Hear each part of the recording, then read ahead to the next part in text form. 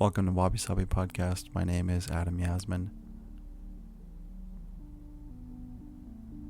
It's been quite a long time since my last episode, and I do apologize for that gap of time. And yet, there's just too much going on these days, as I'm sure you're aware of. And my personal philosophy is that when there's much going on, my default is to sit and observe. I just think that in a world of incessant commenting and divisiveness across all social media platforms, I think a little bit of patience and respect for what's happening out in the world is much needed right now. Everything from the pandemic that we're dealing with here in the US, the infodemic, awash in conspiracy theories, political instability, the threat of authoritarianism, and climate crisis, especially here on the West Coast. Having spent a significant amount of time living in air that is hazardous to our health. But I will say that I am extremely humbled and privileged to have spent time speaking with my guest, Audrey Tang, Digital Minister of Taiwan, who as of this week marks their 4th year as digital minister.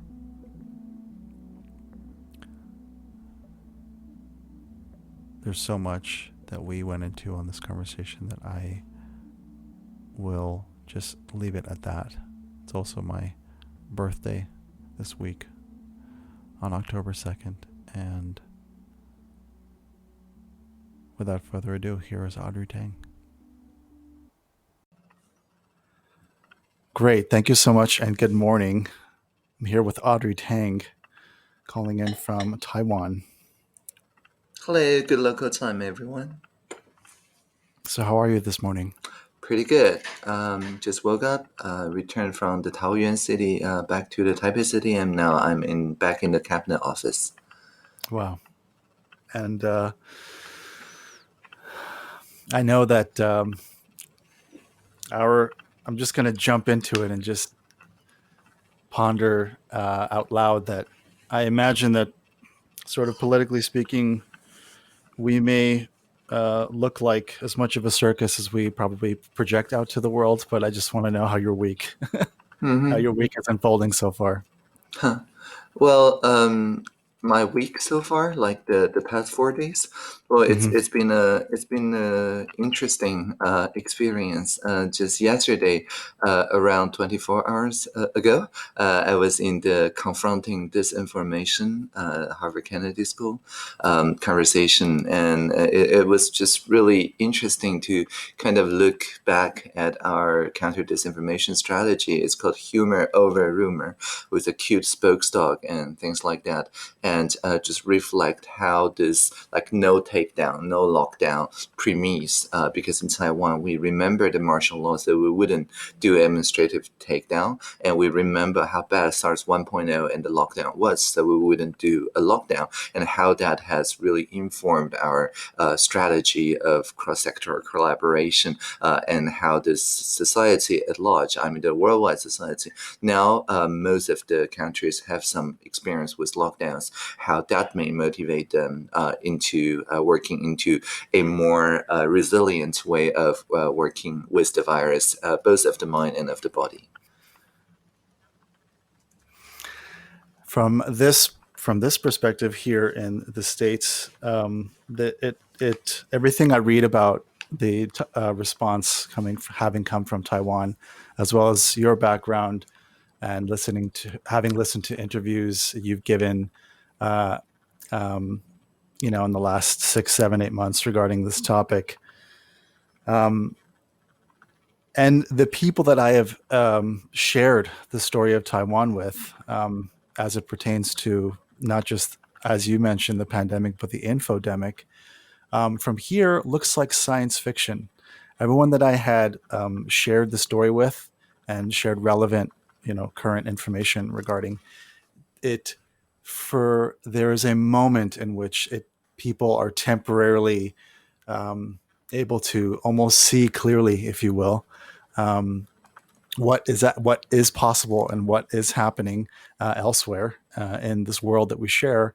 And yet I don't know how to respond to people when they share that it is seemingly science fiction, given the not just the citizens' perspective on the pandemic, but also the government's response. I wonder if you could speak a little bit to how that transparent governance, that two-way system, is doing.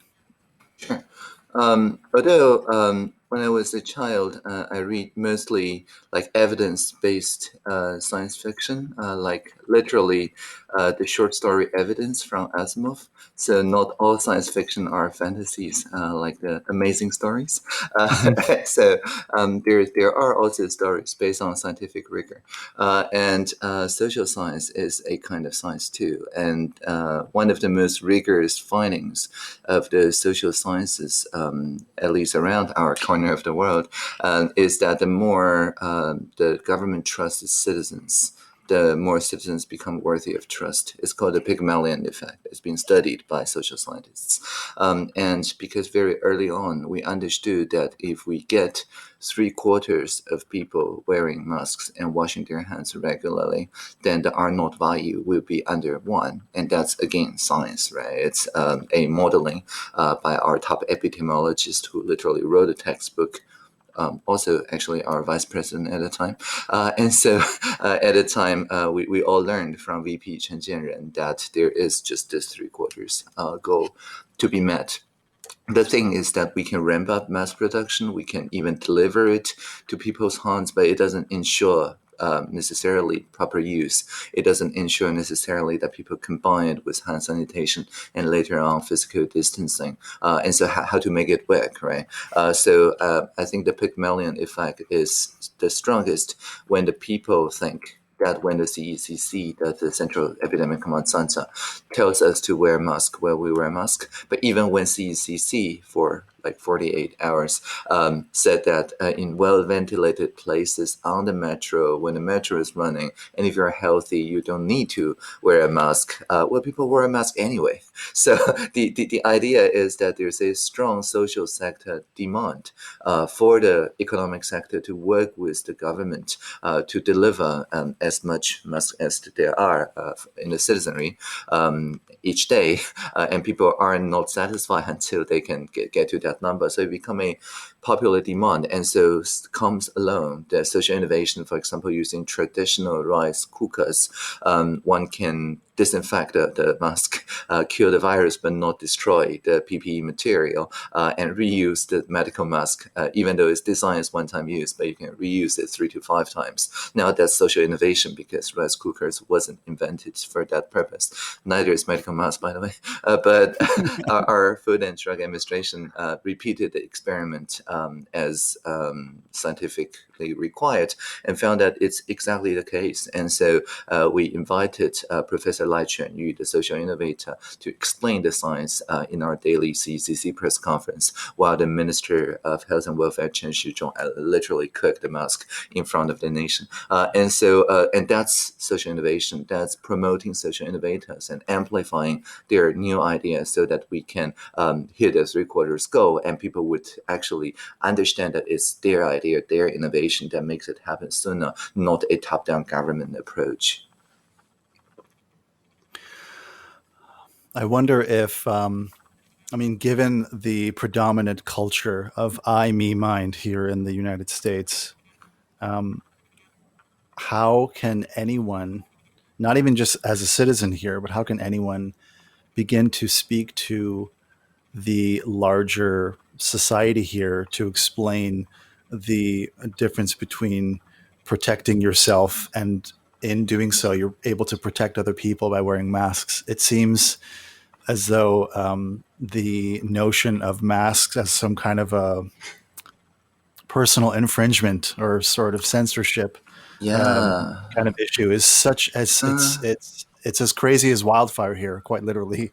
I think one of the things that we get right from the beginning was taking a entirely rational self-interest message when it comes to mask use. The spoke literally said that you wear a mask to protect yourself from your own unwashed hands. So there's nothing altruistic in this, Right. and it combines mask use and hand sanitation. And I bet that this message will also have a higher R value than you wear a mask to show respect or you wear a mask to protect other people in your country as well. So I think appealing to self-interest is bound to have a higher R value. I don't think there's much of a cultural difference here. Right. Interesting. That's good to point out. I appreciate that. I have so many questions all simultaneous at the same time. I Are you drinking tea or coffee right now?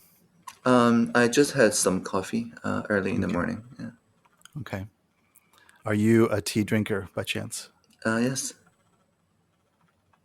Are you familiar by chance with um, the Taoist practice of tea ceremony, Yes. also known as Cha Dao? Yes, of course.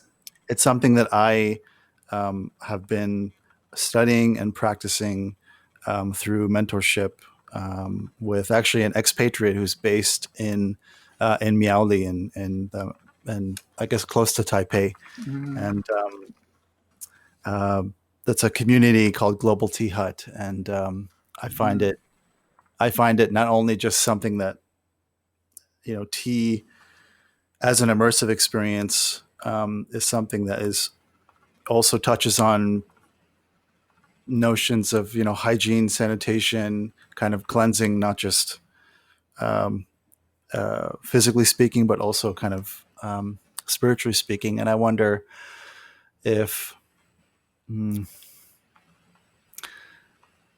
if those notions, given the sort of the fabric of society in Taiwan, um, what how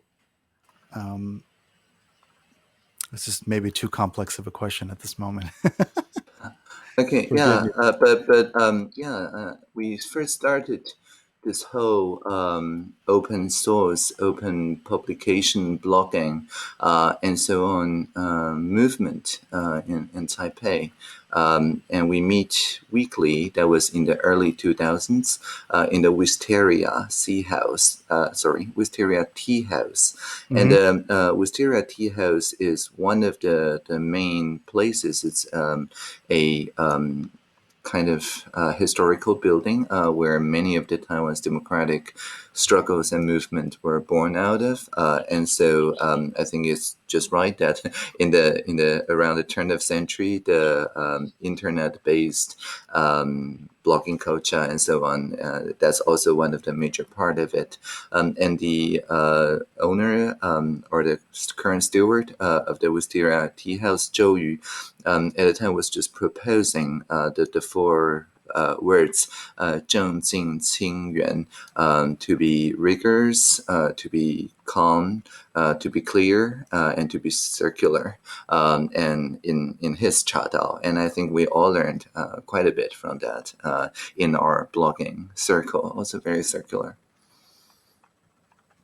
Beautiful. I've heard of Wisteria, and I Uh-huh, look forward one day to visiting. uh-huh, Um, I also read that you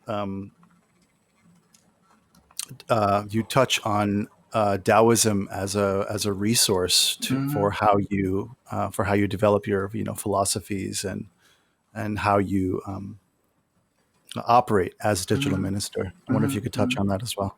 Sure. So I think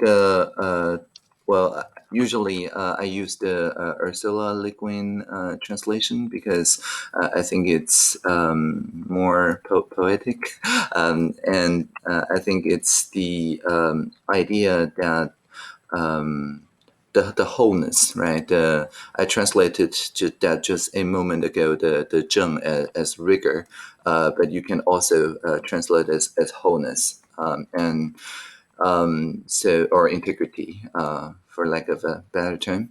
And I think the idea is, to quote Tao Te Ching, the 39th chapter, heaven through its wholeness is pure, earth through its wholeness is steady, spirit through its wholeness is potent. The valley through its wholeness flows with rivers, and the 10,000 things through their wholeness live. So rulers through their wholeness have authority. Their wholeness makes them what they are. And so a very interesting thing is that to me, the quotation, the line in it that says the valley through this wholeness flows with rivers. So not for the rivers, not by the rivers, but not of the rivers, but with the rivers. And this is the very Taoist notion of making a space, not a object. And the space contains objects, but does not belong to any particular object. And so the potentials can realize themselves, actualize themselves without being foreclosed by whichever object that was in the valley, so to speak. And so it could be, of course, a real valley in a face-to-face setting for carbon-based life forms, or it could be a silicon valley for digital forms of expression. Excellent. I've been ruminating on a question leading up to this conversation. Again, to kind of go back into the seemingly stark differences, culturally speaking, between the States and Taiwan.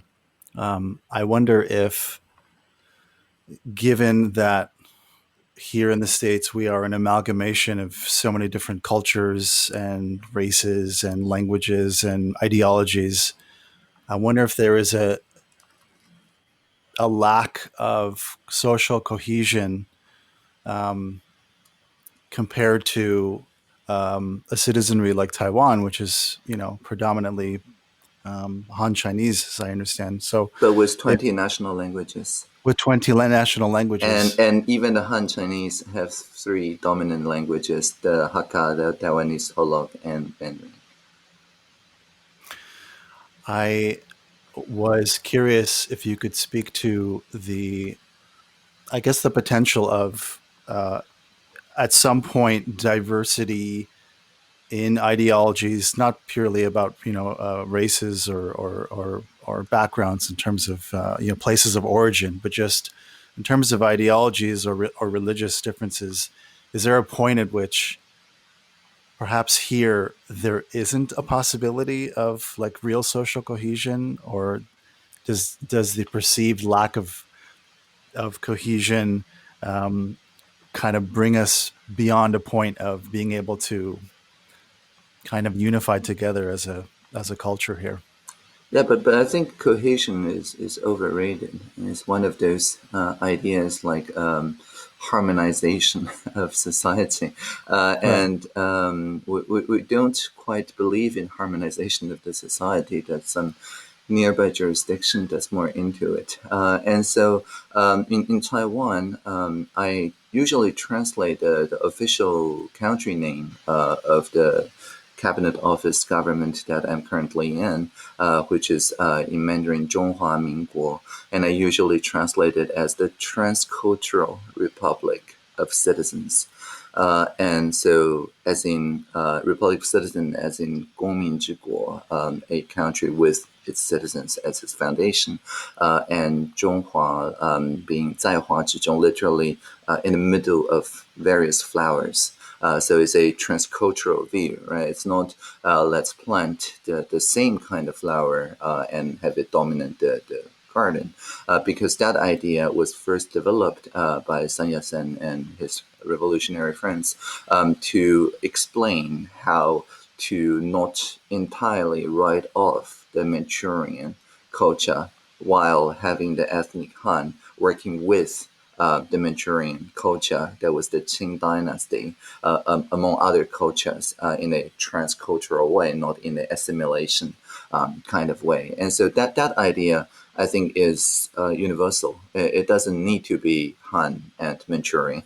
It could be between any cultures if one learn that from different cultures, they're like pieces of a puzzle that one offers to complete one another's perspectives, and one does not actualize one's own upbringing unless you can actually view it from a very different culture than the one of your upbringing.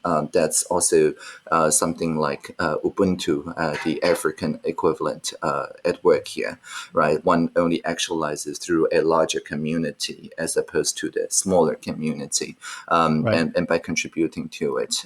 And Ubuntu, by the way, is also a very familiar term in Silicon Valley. So anyway, so my point here is that transculturalism is the main thing that we're having a perspective of the dialogue. And as long as the dialogue is around common values, I don't think the different or varying positions is necessarily a bad thing. I think it actually contributes to the potential of the dialogue. Which is actually a really good lead in into, or perhaps it's a better framing, right? And instead of focusing on cohesion, it's really focusing on common values. Mm-hmm. And I wonder if here we are just having well, not to simplify it too much, but we may just be suffering from a framing issue to not see common values, but to see pure division by way of how we navigate through social media, how we navigate through adverts and political wills, and just kind of seemingly this fracturing of society. And I feel like I'm speaking about it in a kind of a sort of a dramatic way, but I also Mm-hmm. I'm saying that just from my perspective of being in here and kind of being surrounded by it. I Mm-hmm. wonder if you could speak to how you're viewing Mm-hmm. this process that we're going through here.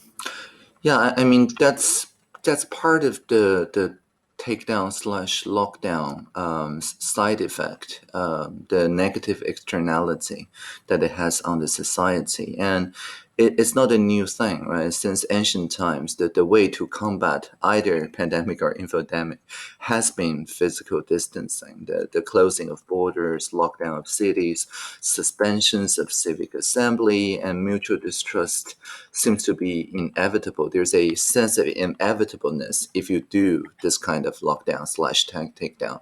And also, in such a more isolated mood, people are eager to blame the spread of the virus of the body or of the mind outside us, those of different races, different nationalities, different beliefs, and that leads then to a even more divisive virus of the mind, the us versus them kind of binary thinking that only grows with the pandemic and infodemic. So it really is a self-reinforcing circle, but the circle can be broken. I mean, just like the physical vaccine protects oneself from one's own unwashed hands.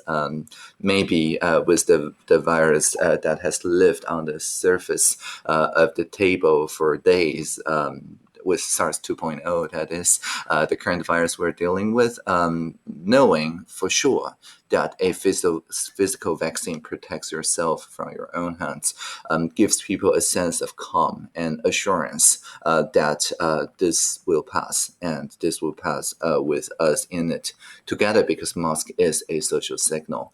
And so something like the medical mask used in Taiwan, which has already been a fashion statement, as you can clearly see here. I want one. Yeah, that's right. That's right.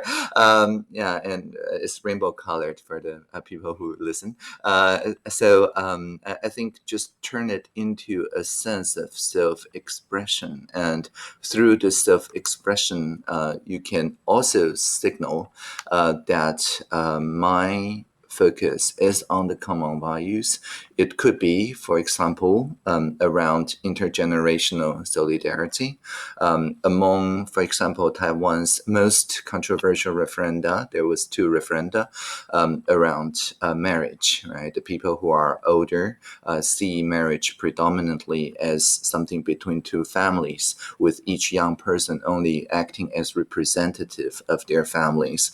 But the younger generations see marriage more as an individual-to-individual thing, which they do by registration, and their family may or may not wed. That's entirely up to the families themselves. So I call these 2 views the in-laws view and the bylaws view of marriage. and I signify during that hot debate and 2 referenda that you see there's a common value in both sides. Both sides want the institution of marriage to mean something, right? Both sides want maybe the divorce rate to decline instead of keep going up and up.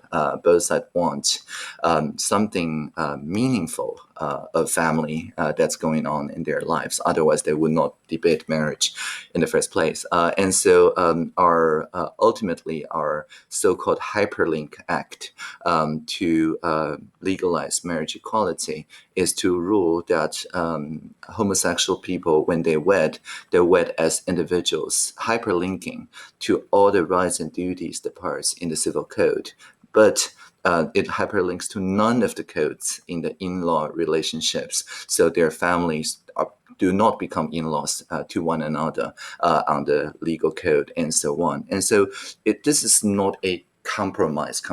This is an innovation that, just like Taiwan is caught between the Eurasian plate on one side and the Philippine Sea plate on the other, after earthquakes grows, right? Literally the tip of Taiwan grows 2 or 3 centimeters every year because of this tension, this earthquake. And the idea that I'm going to innovate no matter what the left wing says or the right wing says, I'm determinedly going upwing. I think this is something that any individual can say to become a force of common value out of the divisiveness and tension.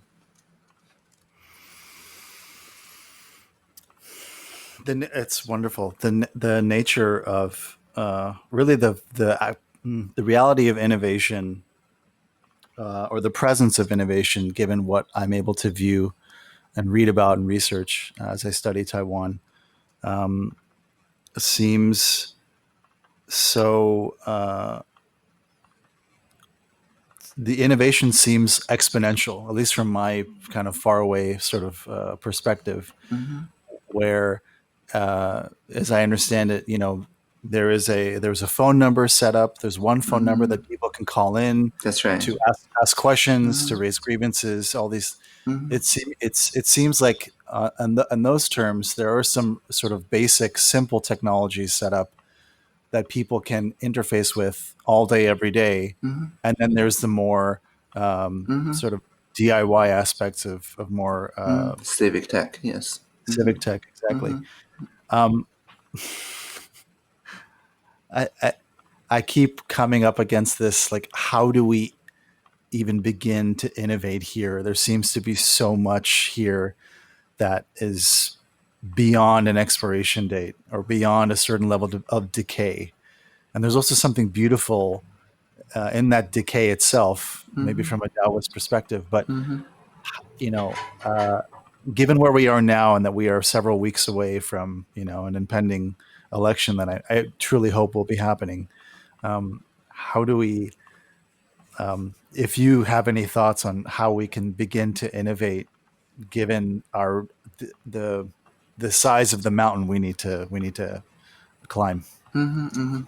Yeah, I think there's a saying, although it's, I think, a Zen saying and not strictly a Taoist saying, but in Taiwan, as you know, they are very much intertwined.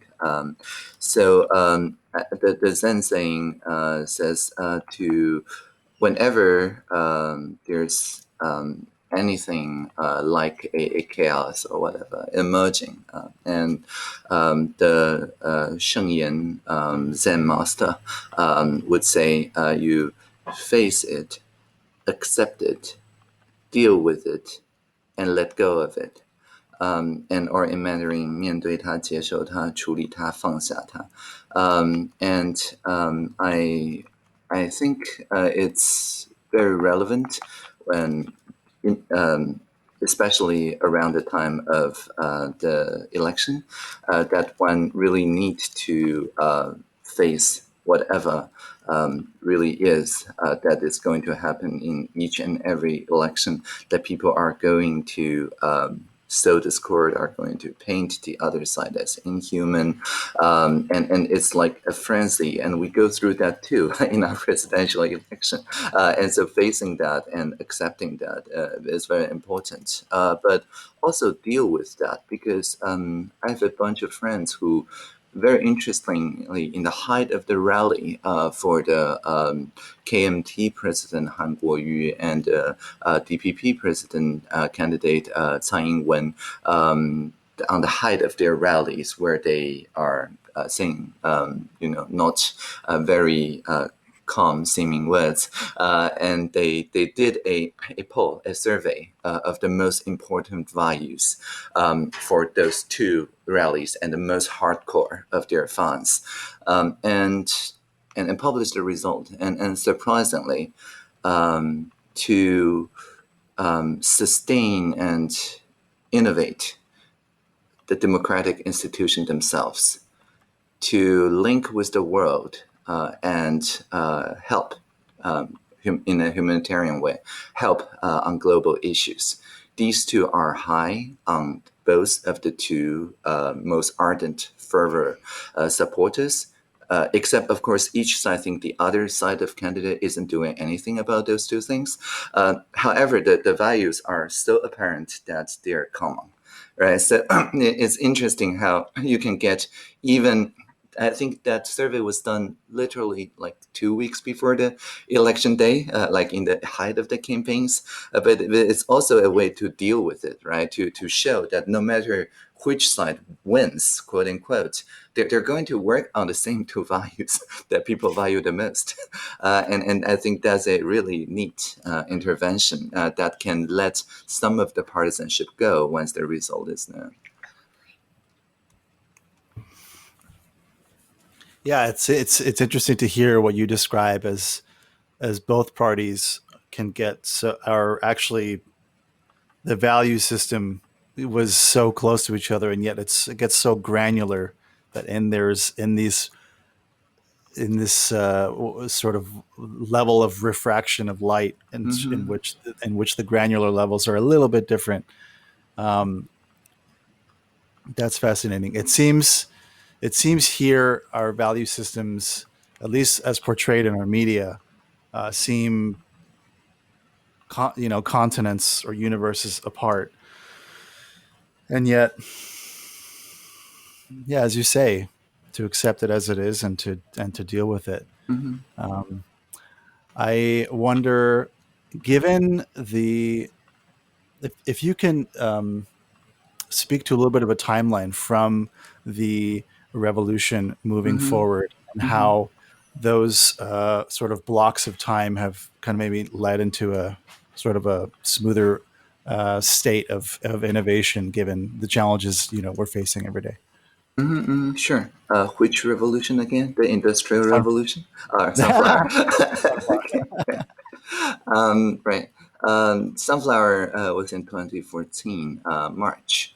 And for 3 weeks, the occupiers demonstrated as a demo, not as a protest, or a little bit of protest, but mostly as a demo of how to listen and scale and come to rough consensus on the street. And for example, the rough consensus on the street at the time was that at the time we're bidding, the major telecoms bidding for the spectrums to do the 4G infrastructure for wireless connections. The occupiers used WiMAX, by the way, which went nowhere. And so we had to do the 4G infrastructure over again. And so people were wondering whether, as part of the cross-strait service trade agreement at the time being deliberated on the street because the MPs refused to deliberate it, we would allow Beijing-based components in the 4G infrastructure. And interestingly, the rough consensus or the common value was one of an economic argument. And the argument goes that because it's heavily state subsidized, it may appear inexpensive at the beginning, but because we all know that the Dang, the ruling party of the Chinese Communist Party, that's to say, can, through its party branches, to replace leadership for all the so-called private sector corporations that provides those 4G infrastructure equipments. At each and every upgrade, we have to do another system risk assessment to see whether this is now de facto state-owned or whether there are still some autonomy left in that company. And it's amortized. It's actually a much higher business cost than just working with Nokia or Ericsson and so on, and which doesn't have that problem of being taken over by their state at any given moment in time. And so, and people broadly come to consensus, and the magic thing is that the head of parliament eventually agreed with the occupiers and basically said, okay, let's just put the CSSTA on hold and start a nationwide conversation around economic and trade, and as the occupiers demanded. And out of it comes the e-participation platform and so on. So I think the lessons learned then is that any mayoral candidates that support these consensus on the street gets elected at the end of that year, sometime without an inauguration speech prepared. It's surprising even to them. And the mayor candidates, no matter which party, that did not support open governance, didn't get elected. So it's a very clear signal around the end of that year that the national direction from this point onward is going to be more transparency and more participation. There's no going back. And so then that's how the twin common values of making democracy work more in the here and now and also connect to the world and share the Taiwan model to be as important to the KMT supporters as well as to the DPP supporters. I'm nonpartisan, by the way. And so in this point in time in 2019, I think the most important thing is just around the turn of the 2014 election at the end of that year. And by the presidential election of 2016, it became also quite apparent that after 2 years of experimenting with participatory budgeting, of citizens' initiatives, voting, and whatever, in the mayors who has these as the campaign promise, including the Tainan's mayor Lai Ching-de William Lai, now our vice president, previously our premier, and also Dr. Ko Wen-je, mayor of Taipei City, still mayor of Taipei City. I think and also the party head of the new party, the Minzhongdang, the Taiwan People's Party. And so the point here is that if people form a consensus as strong as this, then of course the parliamentarians will say, okay, we're going to disclose the campaign donation and expenditure. We're going to live stream all the debate sessions in our committees and the party-to-party negotiations and things like that. And so it forms a social norm and gives the social sector a higher legitimacy than the government, but the government can have a very clear roadmap of the kind of low-hanging fruit to do in order to win back the legitimacy that was sorely lacking during the Sunflower Movement, which was at its lowest below 10%. And so, as you said, there is something beautiful in that decay of public trust, because then it paves the way of new systems, new organizations, and the new organization did not have to prove a lot. It only have to prove that it's worth more than 10% of people's trust. Mm. Right. Well, at the beginning of this conversation, you were mentioning a recent disinformation campaign that you were working on, or you were helping to respond to. Mm-hmm, mm-hmm. Can you talk a little bit about that? Oh, sure. The disinformation campaign during our pandemic, we're post-pandemic now, but during the pandemic, the most the most recent one. Yeah, I mean, our baseball games are tens of thousands of people, concerts too. So, uh, and they all wear masks, of Yeah. course. Yeah. Yeah. But we are post pandemic for quite a while now. But during the pandemic, people do feel anxious, and the humor over rumor playbook, I think, is still worth sharing. I remember a instance where there was a panic buying of instant noodles. There was a conspiracy theory that says the instant noodles are going to run out soon, and we all need to stockpile it and so on. And then the premier, using the humor over rumor playbook, immediately rolled out this huge cute scene banner, and basically him showing a display of a huge storage of food, and says that there's plenty of them and buy as much as you want. Just go out and buy.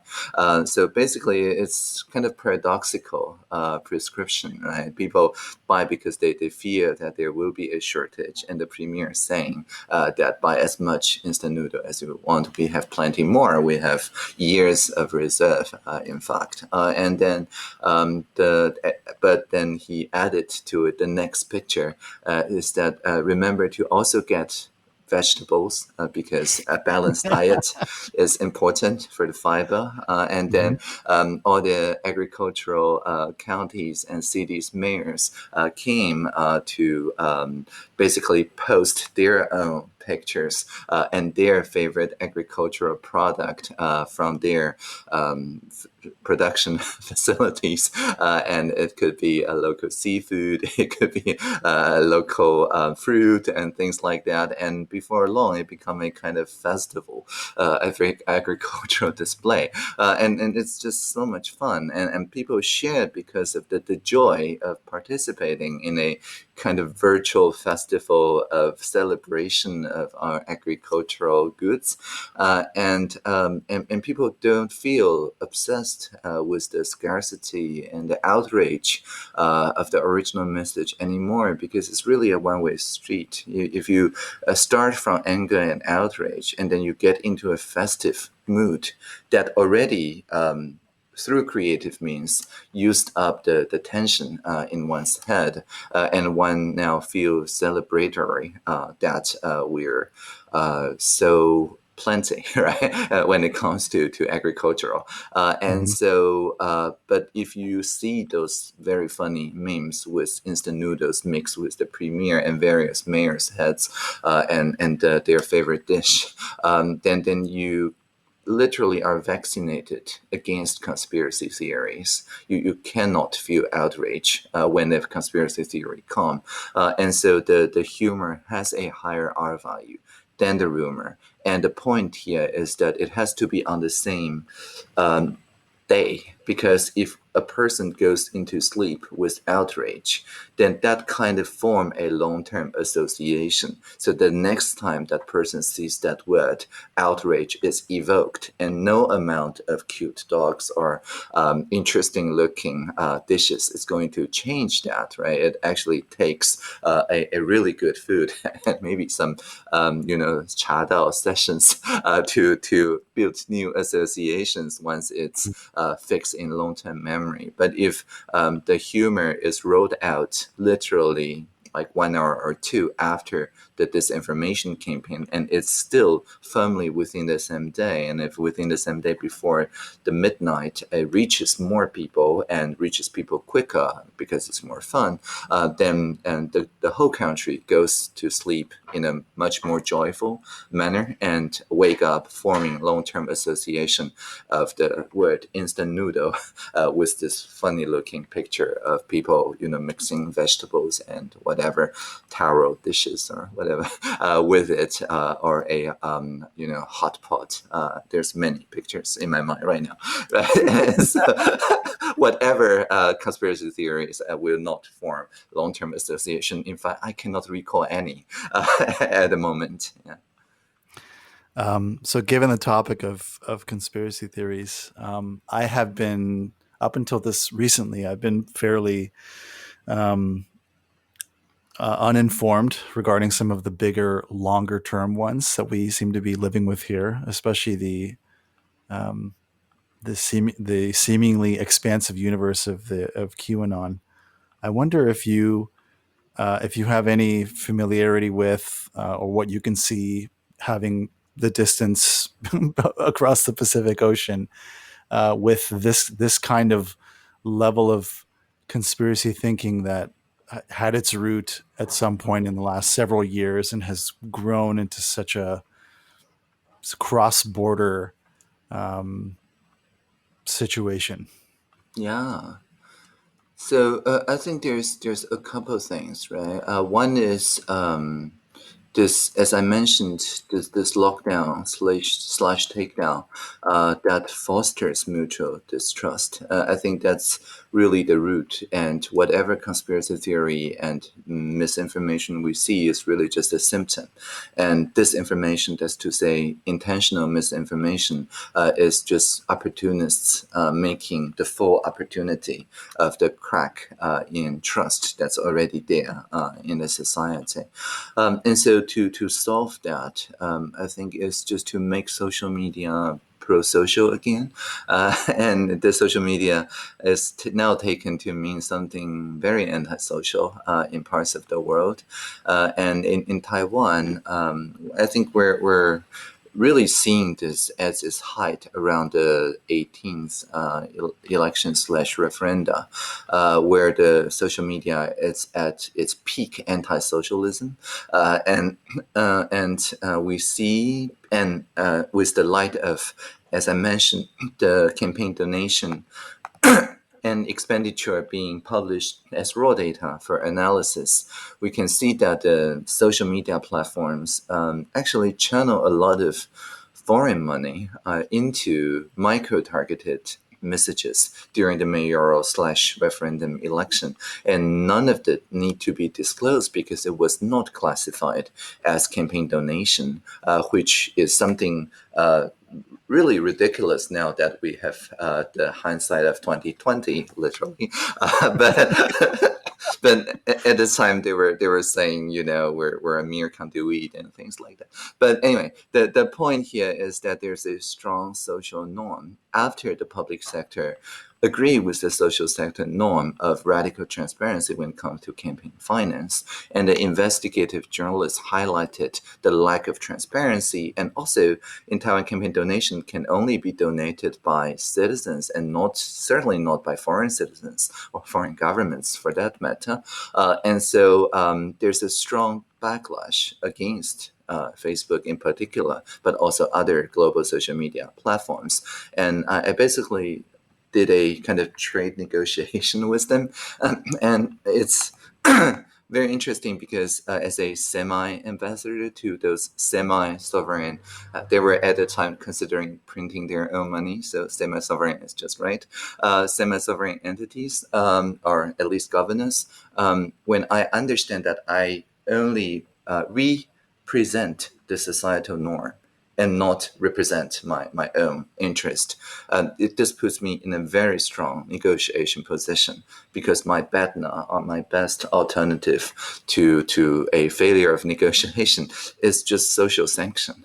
And in Taiwan, social sanction works much more powerfully than any legal action that could be done by the government.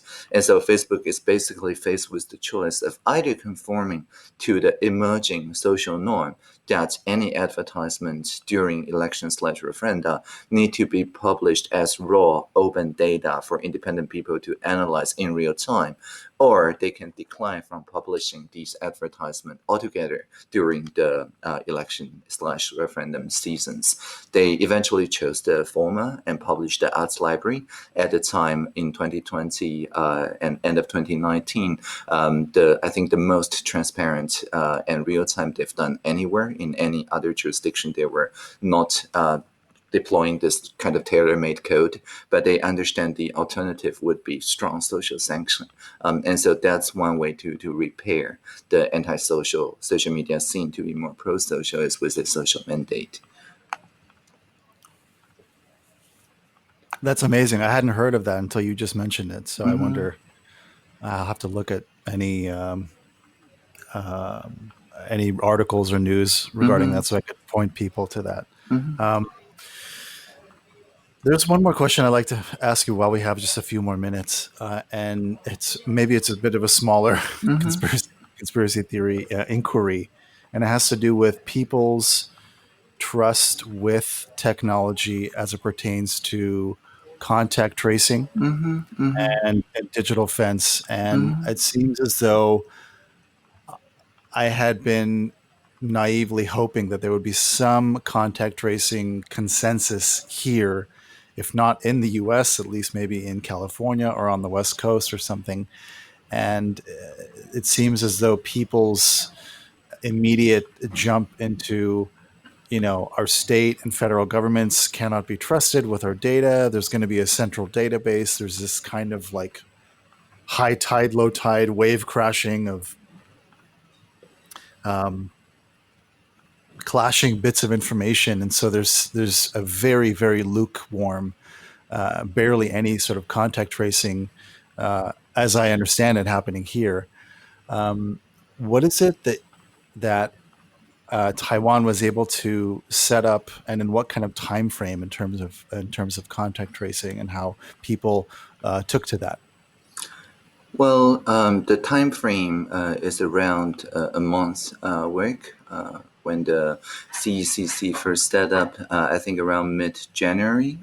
Actually, the day before, we even have a local confirmed case and started their daily live streaming. The idea of contact tracers, who are always humans in Taiwan, by the way, and not computers. Although computers used to be human too, but anyway, computer like editor used to refer to humans. Uh-huh. Right. So contact tracers in Taiwan are always medical officers and the staff that work with medical officers. As a rule, we do not collect new data in the name of the pandemic.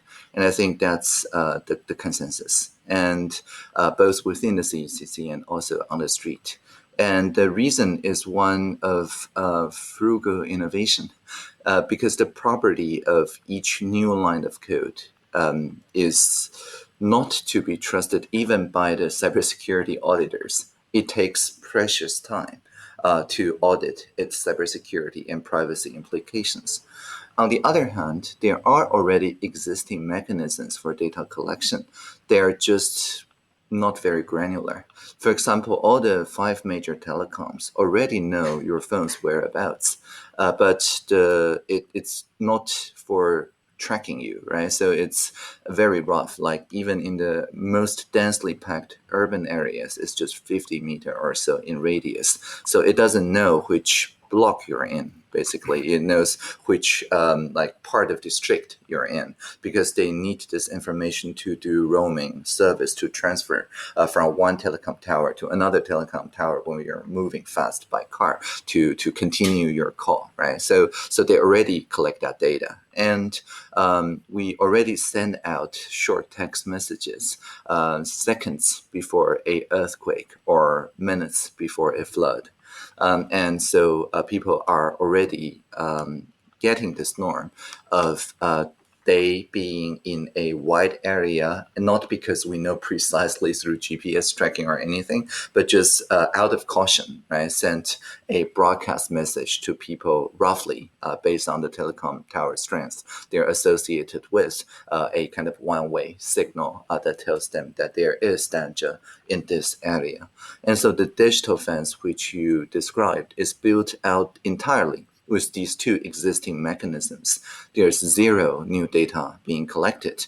When you go back to Taiwan at the border, you can choose to go to a physical quarantine hotel, or you can stay at home if you have your own bathroom. And for 14 days, if you don't have a phone, we lend you a phone for 14 days. Otherwise, you can register your phone number, and that's all we need. And if the phone moves out of that 50 meter or so radius, a SMS is sent to the local medical and police police institutions to check your whereabouts. But if you stay within that digital fence for 14 days, we pay you $100 a day as a stipend. But if you break out of the fence, and of course, you can always leave your phone there, but if it doesn't move for too long a while, we send an SMS too, checking your temperature and so on, and you're required to respond to that SMS. Anyway, so if you break out of the quarantine, the fine is 1,000 times that daily stipend. So you can fund 1,000 times more people in quarantine. And so very few people break out of quarantine. We all understand at the end of the 14 days, there's no constitutional basis to continue to deploy this SMS notification. And people understand because it's not an app. There's no way that this could, for example, interact with your WhatsApp or Instagram usage. And so that's 91% of people's approval rate. And the other 9%, we thank them for it because we've never declared state of emergency. So we have to answer to the parliamentary interpellation. And so when the Department of Cybersecurity's head, Howard Zinn, explained exactly how the digital fence works, how it partners with the 5 telecoms, how we do not collect new data, how the log rotation is still in effect. So after 14 days, we know nothing about your cell phone signal strength and so on. The approval rate grew to 94%. And of course, we still thank the other 6% because they keep us honest and accountable. Mm. Yeah, I really appreciate the explanation of there's really no innovation going on in that regard of I'll use the word lightly, just enforcing a digital fence. It just really, I guess it really speaks to people's sheer lack of trust, maybe not even just with each other, but just with local municipality or state government, or maybe even our medical system, which, I mean, as we now know by today, or as of this week, we passed the really grim milestone of 200,000 deaths related to COVID here. Just take a breath for that for the moment. And I think just one final thought I'd love to hear from you, so that just for posterity, so that people can hear this, in the future, is if you could speak to the, I've heard you say it's really not about the singularity, it's about plurality. If you could speak to that. Sure. That's literally my job description. Back in 2016, when I first became digital minister, people keep confusing digital with IT, right? I keep saying that IT is machine talking to machines, and digital is how people talk to people. But still, there's a strong IT culture in Taiwan, so that it makes sense to kind of delineate how digital, of course, is dependent on the ICT infrastructure, but it's something else entirely. So I wrote my own job description in the form of a prayer when I was visiting New Zealand, and the news of me becoming the digital minister breaks out. And so that this is my job description. It goes like this. When we see the Internet of Things, let's make it an Internet of Beings. When we see virtual reality, let's make it a shared reality. When we see machine learning, let's make it collaborative learning. When we see user experience, let's make it about human experience. And whenever we hear that the singularity is near, let us always remember the plurality is here. It's beautiful. Well, Audrey, I want to be respectful of the time allowance, and I really, really appreciate wholeheartedly the time you spent with me this morning. And there's really nothing but gratitude for this moment, this conversation. So I really appreciate the opportunity to continue to absorb what it is that you have done, what it is that you are doing over there, and to see what's going on in Taiwan as a beacon of hope, just in a humanitarian sense. And so, thank you so much. Yeah, thank you. Live long and prosper. Bye. Bye.